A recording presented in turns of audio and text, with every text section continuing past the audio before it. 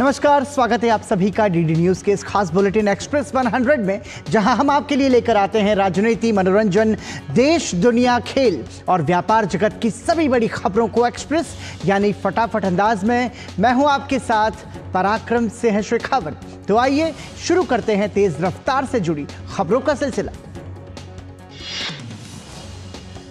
रूस के Saint Petersburg में 10वें ब्रिक्स संसदीय मंच में भारतीय संसदीय शिष्टमंडल का नेतृत्व कर रहे लोकसभा अध्यक्ष ओम बिरला ने मॉस्को में प्रवासी भारतीयों को संबोधित किया। लोकसभा अध्यक्ष ओम बिरला ने प्रवासी भारतीयों से रूस में अपनी मातृभूमि के बारे में जानकारी देने और दोनों देशों के बीच संबंधों को मजबूत बनाने, भारत की समृद्ध सनातन संस्कृति, योग, पुरातन ज्ञान और यहाँ की विविधताओं के बारे में रूस के लोगों को जानकारी दें और उन्हें भारत आने के लिए प्रोत्साहित करें।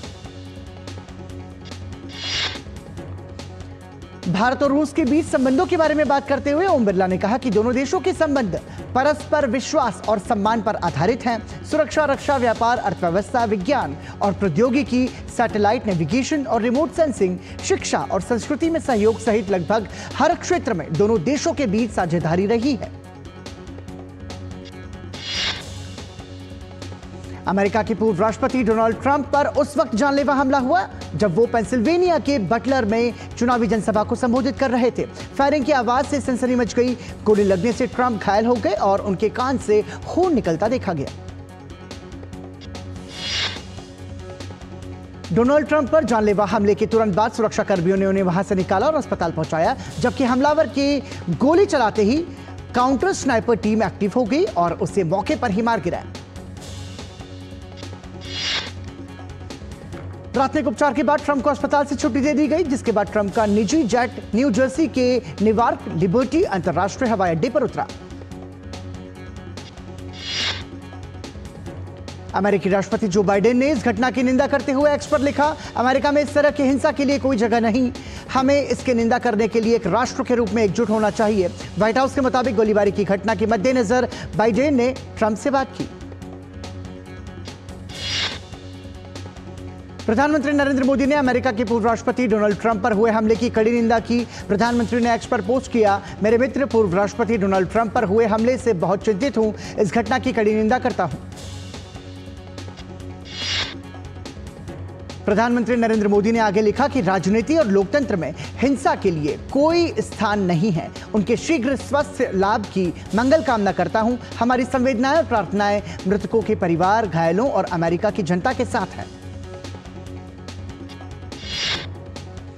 ब्रिटिश दक्षिणपंथी सुधार पार्टी के नेता निगेल फराज ने कहा कि वो पेंसिल्वेनिया की एक रैली में डोनाल्ड ट्रंप पर हुए हमले से परेशान हैं, लेकिन स्तब्ध नहीं हैं। शनिवार को एक अभियान रैली के दौरान हत्या के प्रयास में ट्रंप को कान में गोली मार दी गई थी। ट्रंप के करीबी सहयोगी फराज ने एक राजनीतिक टॉक शो में कहा कि घायल होने के बावजूद ट्रंप इस सप्ताह 2024 रिपब्लिकन नेशनल कन्वेंशन के लिए यात्रा करने की योजना बना रहे हैं। यूक्रेन के राष्ट्रपति वोलोदिमीर ज़ेलेंस्की उस गोलीबारी की निंदा करने वाले विश्व नेताओं के समूह में शामिल हो गए जिसमें पेंसिल्वेनिया अभियान रैली में पूर्व अमेरिकी राष्ट्रपति डोनाल्ड ट्रंप घायल हो गए थे। वोलोदिमीर ज़ेलेंस्की ने एक वीडियो संबोधन में कहा कि यह एक भयावह अपराध है जिसकी केवल निंदा की जा सकती है। किसी भी रूप में और कहीं भी हिंसा कभी नहीं होनी चाहिए। ज़ेलेंस्की ने डोनाल्ड ट्रंप के शीघ्र स्वस्थ होने की कामना की। प्रधानमंत्री नरेंद्र मोदी ने रविवार को सोशल मीडिया प्लेटफॉर्म एक्स पर नई ऊंचाई हासिल की है। प्रधानमंत्री नरेंद्र मोदी के सोशल मीडिया प्लेटफॉर्म एक्स पर 100 मिलियन से अधिक फॉलोअर्स हो गए हैं। प्रधानमंत्री नरेंद्र मोदी एक्स पर सबसे अधिक फॉलो किए जाने वाले वैश्विक नेता हैं। इस उपलब्धि के साथ सभी वैश्विक नेताओं से लोकप्रियता के लिहाज से प्रधानमंत्री मोदी काफी आगे जा चुके हैं। बीते 3 सालों में प्रधानमंत्री नरेंद्र मोदी के एक्स अकाउंट पर 30 मिलियन से अधिक फॉलोअर्स बढ़े हैं। लोकप्रियता के मामले में प्रधानमंत्री का प्रभाव न केवल एक्स बल्कि अन्य सोशल मीडिया प्लेटफॉर्म पर भी है। प्रधानमंत्री नरेंद्र मोदी ने सोशल मीडिया साइट एक्स पर 100 मिलियन फॉलोअर्स होने पर खुशी जताई है। उन्होंने एक्स पर पोस्ट किया, एक्स पर @100 मिलियन इस जीवंत माध्यम पर आकर बहुत खुश हूं।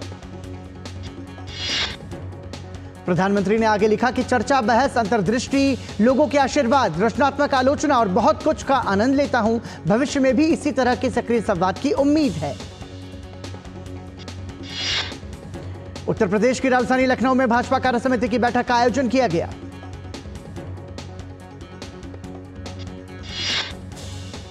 इस बैठक में भाजपा के राष्ट्रीय अध्यक्ष जेपी नड्डा, प्रदेश अध्यक्ष भूपेंद्र चौधरी, मुख्यमंत्री योगी आदित्यनाथ, उप मुख्यमंत्री केशव प्रसाद मौर्य और ब्रजेश पाठक समेत केंद्रीय मंत्री, पार्टी सांसद और विधायक भी मौजूद रहे।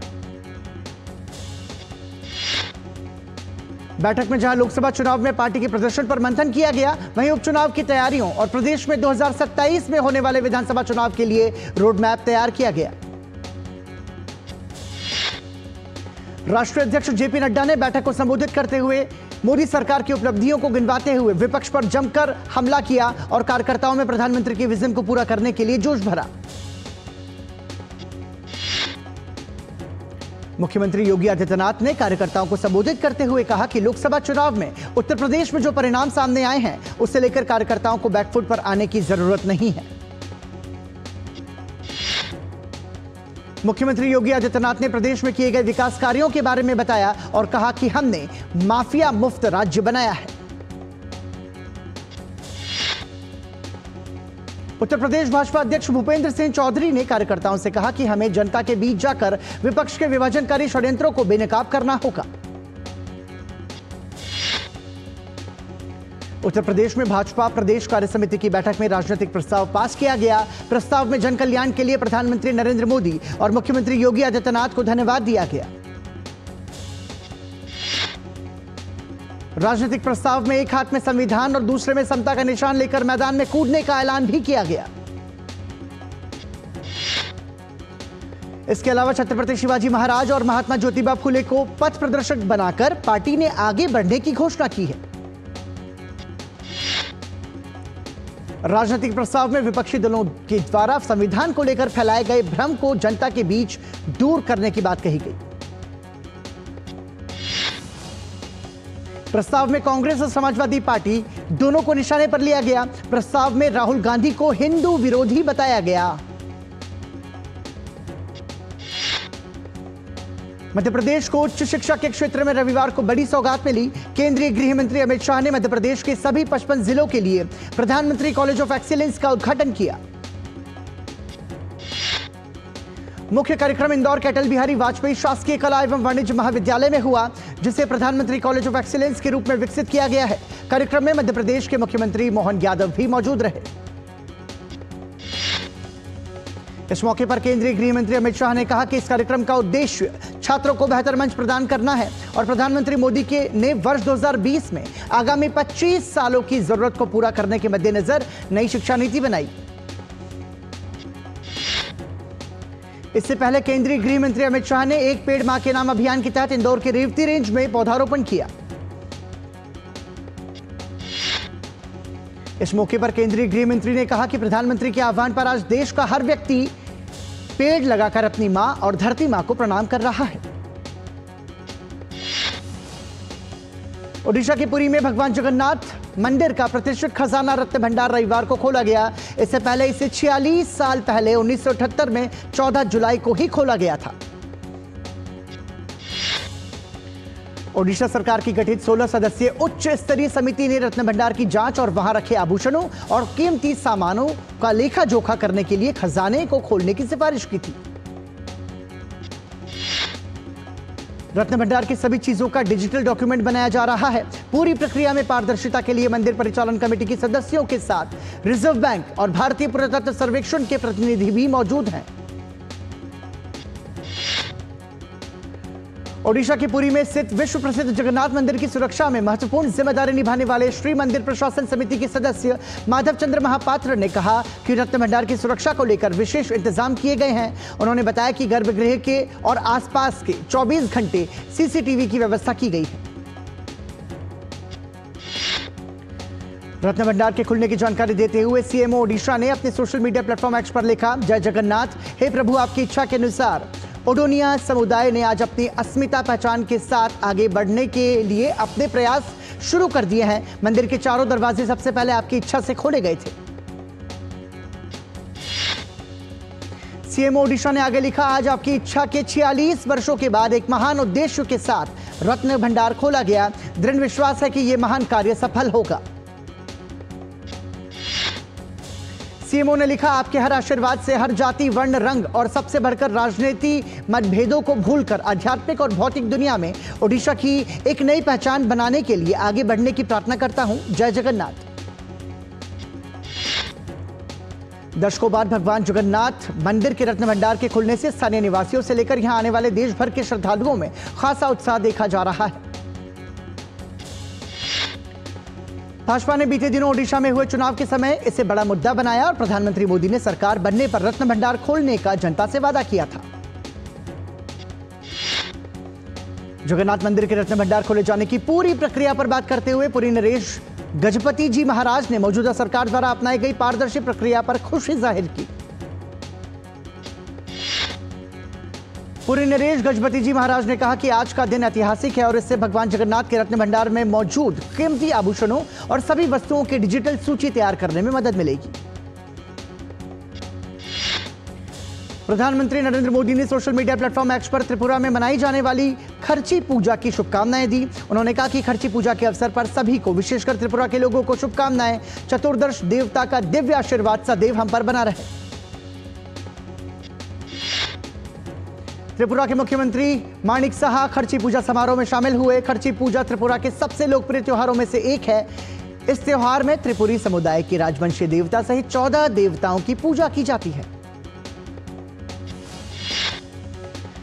केंद्रीय संसदीय कार्य और अल्पसंख्यक मामलों के मंत्री किरेन रिजिजू ने करगिल में एक सांस्कृतिक केंद्र की स्थापना की घोषणा की, जिसका उद्देश्य अल्पसंख्यक समुदायों की सांस्कृतिक विरासत को बढ़ावा देना और संरक्षित करना है। कार्यक्रम के दौरान रिजिजू ने सड़कों सिडको लद्दाख के महाप्रबंधक सफदर अली को NMDFC के तहत 10 करोड़ रुपए का स्वीकृति पत्र सौंपा।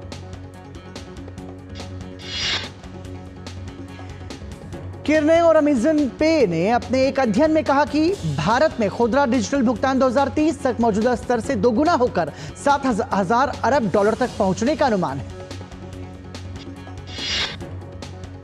डाबर के चेयरमैन मोहित बर्मन के अनुसार कंपनी को उम्मीद है कि उसके पावर ब्रांड वृद्धि को गति देंगे, क्योंकि वह दूर दराज के इलाकों में विस्तार कर रही है।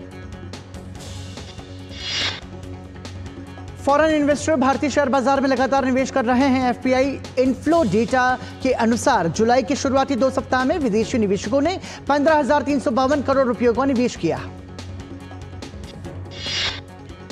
गैस उपयोगिता गेल इंडिया लिमिटेड के पूर्व अध्यक्ष और प्रबंध निदेशक CR प्रसाद का 83 वर्ष की आयु में निधन हो गया। देश की सबसे बड़ी सूचना प्रौद्योगिकी सेवा निर्यातक कंपनी टाटा कंसल्टेंसी सर्विसेज के कार्यालयों से काम करने वाले कर्मचारियों का प्रतिशत कोविड महामारी से पहले के स्तर पर पहुंच गया। उत्तर प्रदेश के मुरादाबाद हवाई अड्डे से देहरादून तक 17 जुलाई को होने वाली पहली उड़ान के लिए सोमवार से टिकट बुकिंग शुरू होगी। 1 दशक के लंबे इंतजार के बाद 17 जुलाई को मुरादाबाद से हवाई सेवा शुरू हो जाएगी। विगत 10 मार्च को प्रधानमंत्री नरेंद्र मोदी ने मुरादाबाद हवाई अड्डे के साथ प्रदेश के 5 एयरपोर्ट का वर्चुअल शुभारंभ किया था।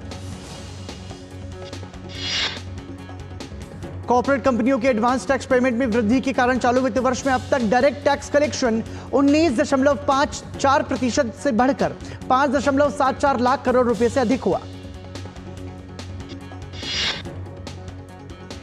डायरेक्ट टैक्स कलेक्शन की पहली किस्त से 27.34% से बढ़कर 1.48 लाख करोड़ रुपए हो गई।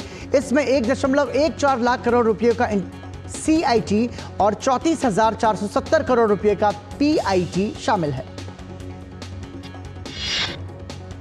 म्यूचुअल फंड्स ने जून के दौरान 11 नए फंड ऑफर पेश किए। इनके जरिए 14,370 करोड़ रुपयों की राशि जुटाई गई। कांग्रेस पार्टी के अध्यक्ष सोनिया गांधी ने लोकसभा अध्यक्ष ओम बिरला को पत्र लिखा। उन्होंने कांग्रेस सांसद गौरव गोगोई को लोकसभा में पार्टी का डेप्यूटी लीडर नियुक्त किए जाने की सूचना दी। इसके अलावा सांसद कोडिकुनिल सुरेश को पार्टी का मुख्य सचेतक नियुक्त किया गया। दिल्ली विश्वविद्यालय के छात्र संघ अध्यक्ष के कार्यालय में तोड़फोड़ करने की घटना सामने आई। इसका आरोप ABVP ने NSUI पर लगाया। उन्होंने आरोप लगाया कि हमलावरों ने उनके कार्यालय में रखे सामान को भी तोड़ दिया। संगठन ने विश्वविद्यालय के उपाध्यक्ष पद से NSUI के अभी दहिया को हटाने की मांग की। उत्तर प्रदेश सरकार ने बड़े पैमाने पर आईएएस अफसरों के तबादले कर दिए हैं। योगी सरकार ने सूबे में प्रशासनिक व्यवस्था में फेरबदल करते हुए 11 आईएएस अफसरों के तबादले कर दिए। उत्तर प्रदेश सरकार ने अयोध्या समेत 5 जिलों के डीएम भी बदल दिए।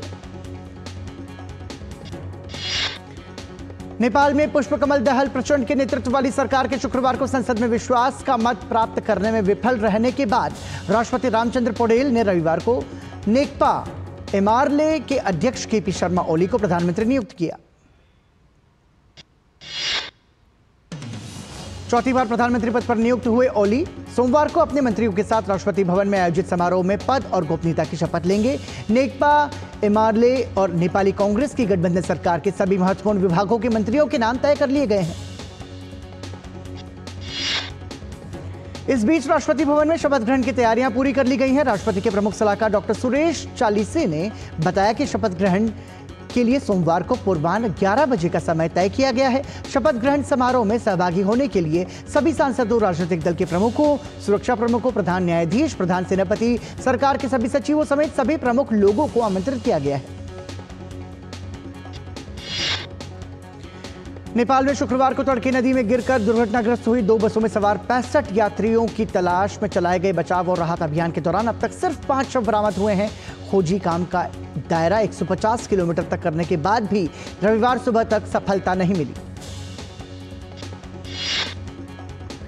गंडक बराज के पास नदी में 2 शवों को बहते हुए देखा गया। नेपाल की पुलिस ने शवों को अपने कब्जे में लेकर शिनाख्ती की कार्रवाई शुरू कर दी। आशंका जताई जा रही है कि दोनों शव नेपाल के त्रिशूली नदी बस हादसे के यात्रियों के हो सकते हैं। जिला पुलिस कार्यालय के प्रवक्ता ने कहा कि अब तक पहचाने गए शवों में चितवा नगर पालिका के 22 वर्षीय विकास परियार, सरलाही के 19 वर्षीय रमित कुशर माझी और सीतामढ़ी के 28 वर्षीय ऋषिपाल शाह शामिल हैं। दक्षिण कोरिया के राष्ट्रपति यून सुक येओल ने यह सुनिश्चित करने की कसम खाई कि उत्तर कोरिया दल बदलुओं को उनकी इच्छा के विरुद्ध उत्तर में वापस नहीं भेजा जाएगा।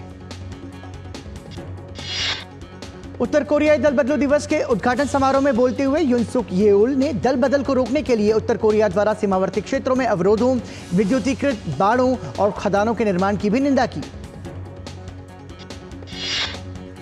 उत्तर और दक्षिण कोरिया तकनीकी रूप से युद्ध की स्थिति में है, क्योंकि उनका 1950 से 1953 का संघर्ष किसी संधि में नहीं बल्कि युद्ध विराम में समाप्त हुआ था।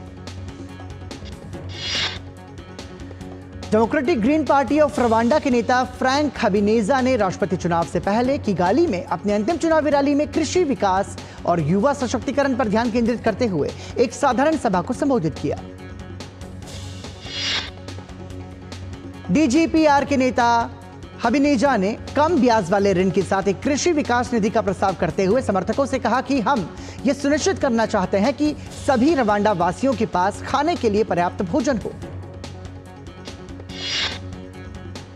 1994 के नरसंहार के बाद से रवांडा के आर्थिक विकास के लिए 66 वर्षीय राष्ट्रपति कगामे की प्रशंसा की गई है, लेकिन कथित मीडिया प्रतिबंधों और राजनीतिक दमन के लिए उन्हें पश्चिमी देशों और अधिकार समूहों की आलोचना का सामना करना पड़ता है।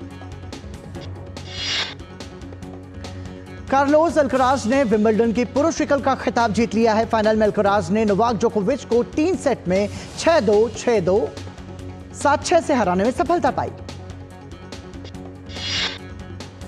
लगातार दूसरे साल जोकोविच को हराकर अल्कराज ने विंबलडन में खिताबी जीत हासिल की है। अल्कराज के करियर का यह दूसरा विंबलडन और चौथा ग्रैंड स्लैम खिताब है। कैटरीना सिनियाकोवा और टेलर टाउनसेंड ने विंबलडन में महिला युगल का खिताब जीत लिया। सिनियाकोवा और टाउनसेंड ने फाइनल में ब्रिएला डाब्रोवस्की और एरेन रुटलिफ को शिकस्त दी। भारत ने जिम्बाब्वे के खिलाफ 5 टी20 मैचों की सीरीज 4-1 से अपने नाम कर ली। अंतिम टी20 मुकाबले में भारत ने 42 रन से जीत दर्ज की। भारत ने पहले बल्लेबाजी करते हुए जिम्बाब्वे के सामने 168 रनों का लक्ष्य रखा। जवाब में जिम्बाब्वे की पूरी टीम 18.3 ओवर में 125 रन ही बना सकी। बीसीसीआई ने पूर्व खिलाड़ी अंशुमान गायकवाड़ को वित्तीय मदद देने की घोषणा की है। ब्लड कैंसर जैसी गंभीर बीमारी से जूझ रहे अंशुमान गायकवाड़ के इलाज के लिए बीसीसीआई ने 1 करोड़ रुपए की राशि देने का फैसला किया। यूरो कप के खिताबी मुकाबले में आज देर रात स्पेन का सामना इंग्लैंड से होगा। यह मैच भारतीय समय के अनुसार रात 12:30 बजे से शुरू होगा। जीत के रथ पर सवार स्पेन की युवा टीम प्रतियोगिता में अविजित है और खिताब की प्रबल दावेदार मानी जा रही है। वहीं हैरी केन के नेतृत्व वाली इंग्लैंड की नजर पहली बार यूरो कप जीतने पर होगी। कोपा अमेरिका के खिताबी मुकाबले में विश्व विजेता अर्जेंटीना का सामना कोलंबिया से होगा। पिछली बार की विजेता अर्जेंटीना को फाइनल मुकाबले में जीत का प्रबल दावेदार माना जा रहा है। अर्जेंटीना ने 15 बार कोपा अमेरिका का खिताब अपने नाम किया है। वहीं कोलंबिया ने अब तक केवल एक बार खिताबी जीत हासिल की है, जो उन्हें 2001 में मिली थी। उरुग्वे ने कोपा अमेरिका में तीसरा स्थान हासिल कर लिया है। तीसरे स्थान के लिए हुए मुकाबले में उरुग्वे ने कनाडा को पेनल्टी शूटआउट में 4-3 से हराया। ओलंपिक खेलों को लेकर जागरूकता फैलाने के उद्देश्य से दिल्ली में Bharat in Paris awareness run का आयोजन हुआ। केंद्रीय मंत्री गिरिराज सिंह और सांसद मनोज तिवारी ने दौड़ को हरी झंडी दिखाकर रवाना किया। केंद्रीय पर्यटन और संस्कृति मंत्री गजेंद्र सिंह शेखावत ने हरियाणा के नारनौल में स्थित एयर स्ट्रिप में देश के पहले VTSBS स्काई डाइविंग एयरक्राफ्ट को झंडी दिखाई। इस अवसर पर उन्होंने हवाई सफर करते हुए 12,000 फीट की ऊंचाई से स्काई डाइविंग भी की। भारत की अनहद सिंह ने विश्व जूनियर स्क्वॉश चैंपियनशिप के चौथे दौर में प्रवेश कर लिया है। अनहद ने तीसरे दौर में अमेरिका की सामंथा जाफे को 11-7, 12-10 और 11-6 से मात दी। विश्व जूनियर स्क्वॉश चैंपियनशिप में लड़कों के वर्ग में शौर्य बाबा ने चौथे दौर में स्थान बना लिया है। उन्होंने तीसरे दौर में अमेरिका के रस्टिन विसर को शिकस्त दी। भारतीय गोल्फर अनिर्बान लाहिड़ी ने लीव गोल्फ सीरीज में अपने पहले खिताब की तरफ मजबूती से कदम बढ़ा दिए हैं। अनिर्बान ने दूसरे दौर में 5 अंडर 66 का कार्ड खेलकर 4 शॉट की बढ़त हासिल की। वीकेंड पर छा गई अक्षय कुमार की फिल्म सरफिरा। दूसरे दिन कमाई में आया बड़ा उछाल। फिल्म का 2 दिन का कलेक्शन 7 करोड़ हो गया।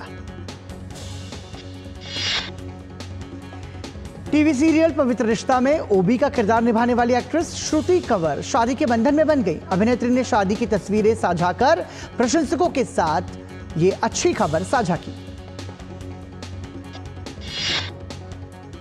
टीवी शो खतरों के खिलाड़ी 14 का नया प्रोमो सामने आया, जिसमें शुरुआती एपिसोड में ही आसिम रियाज और अभिषेक कुमार झगड़ते नजर आ रहे हैं। फैंस के बीच ये प्रोमो सुर्खियों में छाया हुआ है।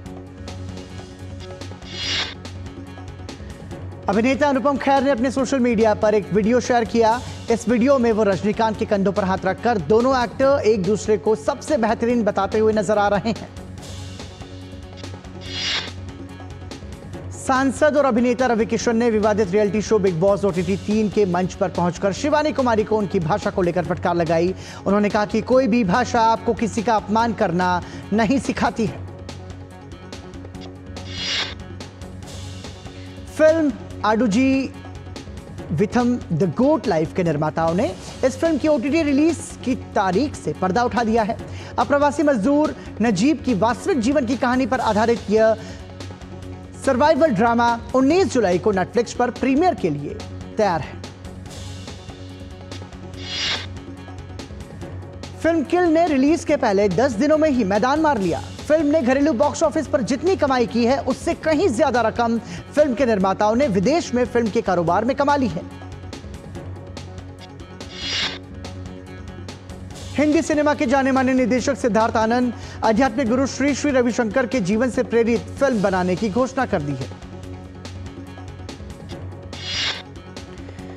विकी कौशल और तृप्ति डिमरी की नई फिल्म बैड न्यूज के तीसरे गाने के रिलीज होते ही आलोचना शुरू हो गई। ये गाना फिल्म डुप्लीकेट के मेरे महबूब मेरे सनम के गाने का रीमेक है। सोशल मीडिया पर इसकी कड़े शब्दों में आलोचना हो रही है। और अभिनेत्री सारा अली खान ने सोशल मीडिया पर भाई इब्राहिम के साथ तस्वीरें साझा की। मेरे महबूब मेरे साझा करते हुए उनके लिए एक प्यारी कविता लिखी। सारा की ये कविता सोशल मीडिया पर खूब सुर्खियां बटोर रही है।